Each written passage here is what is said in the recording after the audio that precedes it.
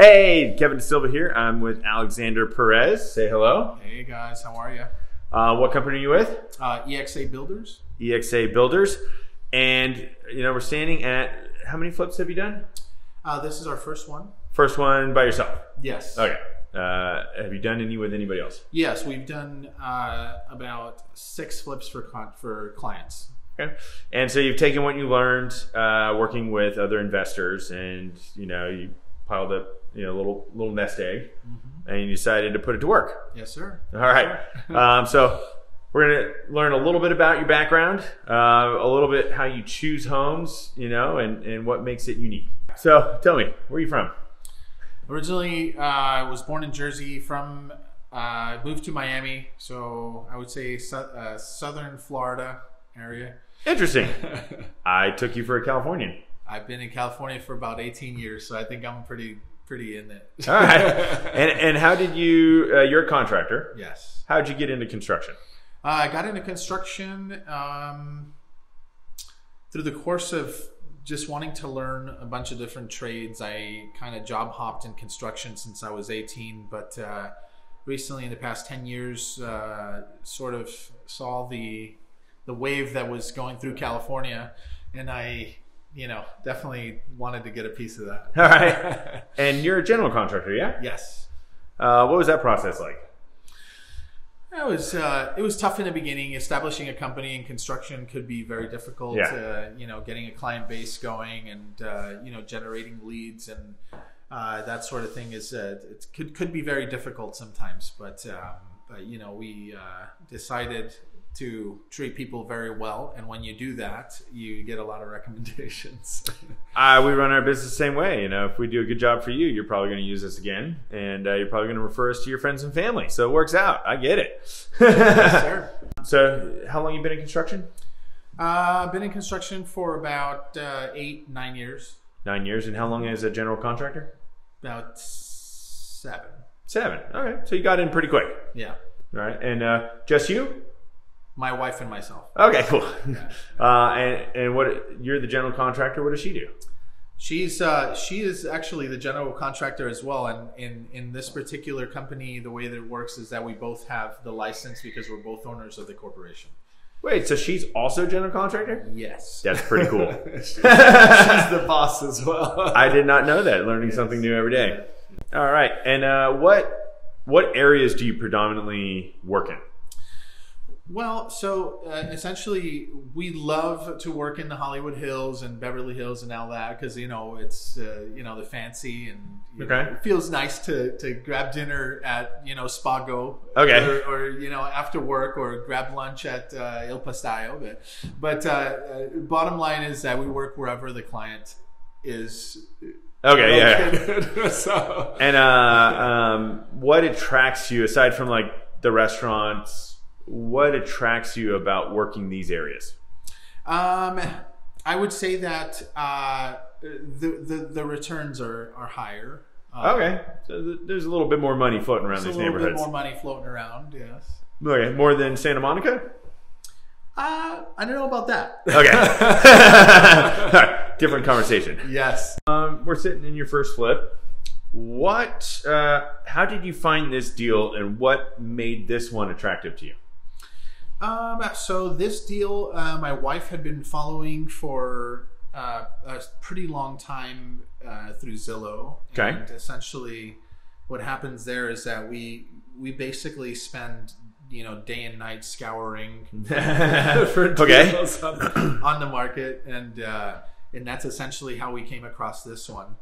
But specifically, this thing was in escrow through another buyer, and it fell out of escrow. Okay. And as soon as that happened, we got a link. We got something popped up on Zillow and said, "Hey, this thing's back on the market," so we went for it. Okay. And I mean, why was there any concern that it had already failed with another buyer? Not at all, actually, because this house, in all essence of it, when we got into it, it was a pretty scary project. Okay. All the walls were gutted, the roof was leaking. There was, all kinds of little things that people are very much afraid of. Okay. And in this world, for me, that's like a value add situation. I can bring a lot of value to a situation like that. All right. So if you do the right renovations, then all those problems work their way out, right? Absolutely. Okay. Absolutely. Now, obviously, great work. Thank you. Great work takes great vision. Is it a little bit of collaboration between you and Aaron, or is it mainly you? Is it mainly Aaron? That's interesting. Yeah, so we used to work with designers and have worked with a lot of architects and interior designers in the past that have shed a lot of light onto specifically Spanish-style homes. Yeah.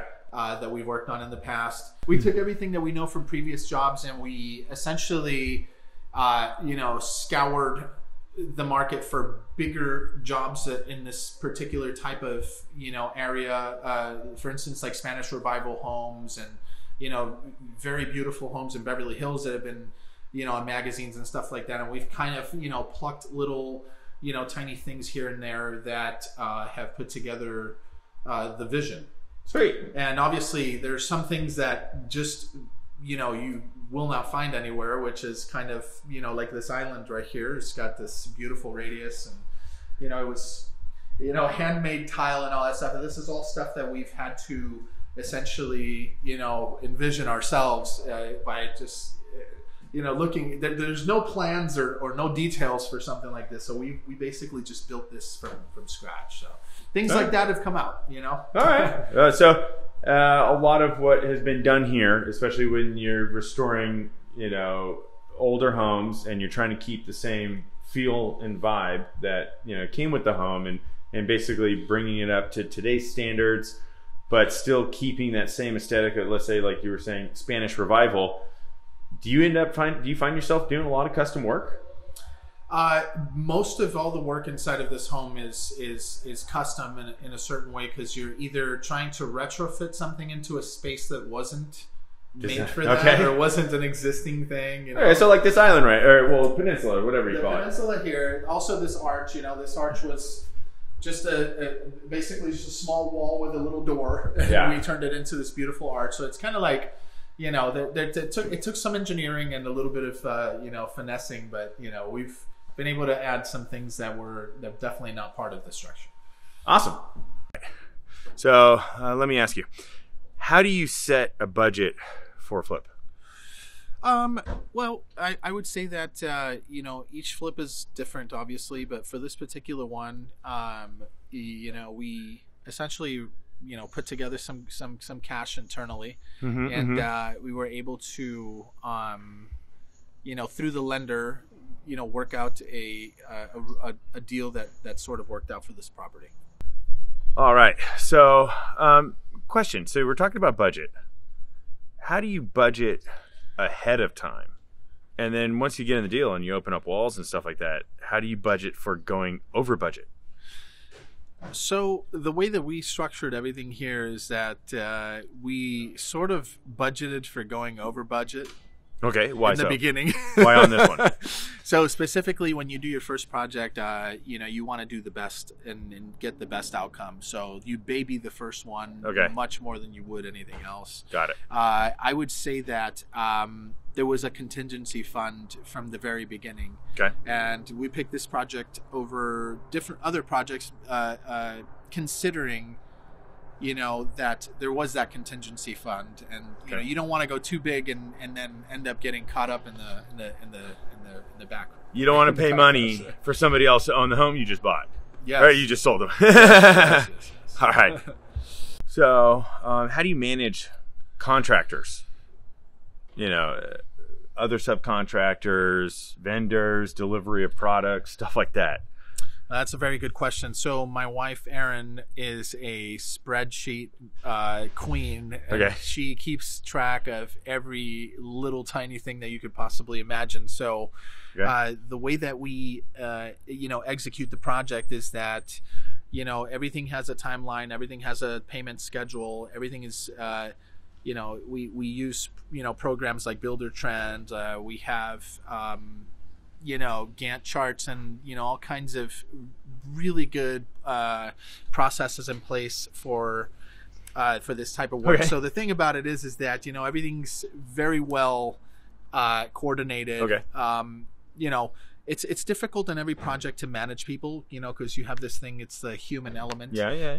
That's so difficult to when somebody tells you, hey, we're going to be there at 11 o'clock and do something, and traffic in the 101 hits or the 405. It's there's those Contractors are always saying we're going to be there at 8 a.m. All right. Usually 8:30 to 9 is when they show up. Yeah, They just want to know if the world works out perfectly that morning, that they can be there at 8 a.m. Yeah, exactly. All right. So when you're assessing a flip investment opportunity, what are you looking for in the home, in the community, in the neighborhood, in order for it to really make sense? That's a great question. So essentially, I would say that for this particular home, we were very interested in the floor plan and the layout of the house. Okay. It's very important to be in a safe neighborhood, obviously. Safe is relative in Los Angeles. Safety is very important in Los Angeles, but obviously, quintessential Hollywood living is like, you got the hills, the views. Yeah. Which, by the way, we have a canyon view, significant amount of coziness up here, but nice. You got your rooftop view, you got your court, there's a courtyard, there's a backyard in the back that has a very, very beautiful view as well. So views are good. Okay. Okay. Views are amazing. Views are awesome to have, and especially for a first flip. That's like a blessing because it sells itself. Okay. But obviously the neighborhood, this is Beechwood Canyon. You have an incredible cafe. Just a few blocks down. There's a small little grocery store there, so you don't have to go out of the canyon to get, some apples if you wanted. Okay. There's a lot of, dog walking going on around here. There's some celebrities. The Hollywood signs up there. Hollywood signs right up there. There's canyons where you can, go hiking and stuff like that. So all this is like very desirable to the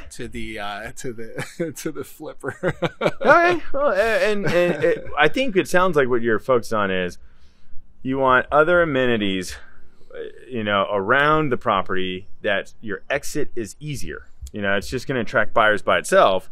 And then on top of that, with the property, it's going to be, it's going to be easier to remodel, because if you had to move every wall in the home, it'd just get too costly, right? Absolutely. There you go. Absolutely. It definitely became a lot easier to rehab everything, knowing that you're going to have an easy way out on the back end. So, that helps. So it definitely does. All right, and so on this particular project, what challenges did you face? What risks did you take on, when you were buying the place? And how did you overcome them? Yeah. Yeah. Obviously, with every project, there's challenges and risks. With life. This particular one was very interesting. There was a significant amount of water damage, termite damage, and little stuff like that. This house was abandoned for about 5 years, if I'm not mistaken. Wow.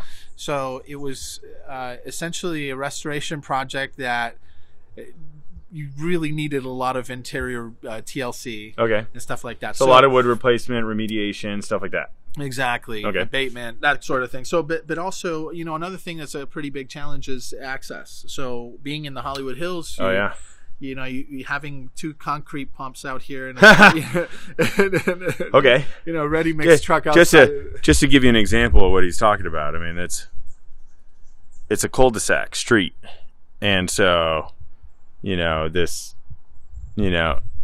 it's a tight street. It's not a boulevard or a through street, and you get two trucks up in here, and the neighbors are complaining about getting to their cars. Yeah, well, it was more like sometimes we had about 10 trucks out here. So you have to imagine that through the process of all your roughs, you have a plumber that has a couple guys, 2 vans. Yeah.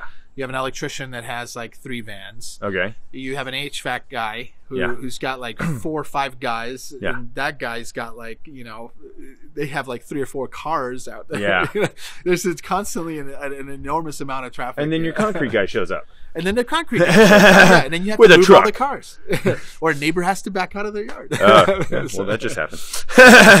So, Luckily, I got a spot down the street. yeah, so that's complicated. Access is definitely complicated in the Hollywood Hills. So, Okay. yeah. Is it easy anywhere else? It's very easy in the valley. There's a ton of street Oh, parking. okay. And, you know, But in West LA, where parking sucks, it can equally be as difficult. There just aren't enough spaces. Exactly. Not enough spaces. There's more width on the. There's more real estate, but less spaces. I'm biased. I think it's better real estate, but anyway. That's... All right. And so, what are your best tips and resources that you would recommend for somebody who wants to get into flipping? Maybe they're already in construction. Maybe they're just an investor. They don't want to actually swing the hammer.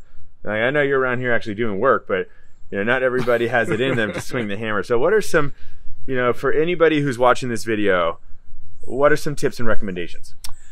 I would say that this isn't for the faint of heart. I mean, this is really tough, hard work. It takes a lot of concentration, a lot of ability to source. It requires a lot of knowledge and experience. So I would say if you're inexperienced in construction, at the very least, get a contractor.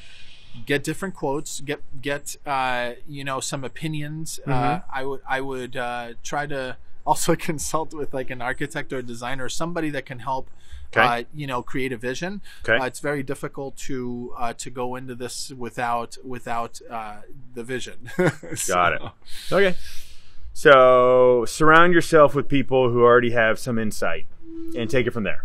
Absolutely, and I honestly think that Kevin, you've been a great inspiration to me, and you've shown me a lot about real estate, and I've been able to implement some of those things in the construction with, this guy, he knows his his stuff, to be honest, Thank you.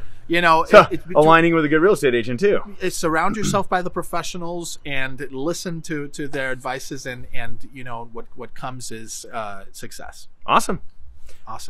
Thank you, my friend. My man. Pleasure. Thank you so much. I appreciate it. Always. Yeah. And if you need a contractor, Alexander EXA Builders. All right. And real estate agent, Kevin De Silva. There you go. Take care, guys. Until you. next time, this is our Community Spotlight. Yes.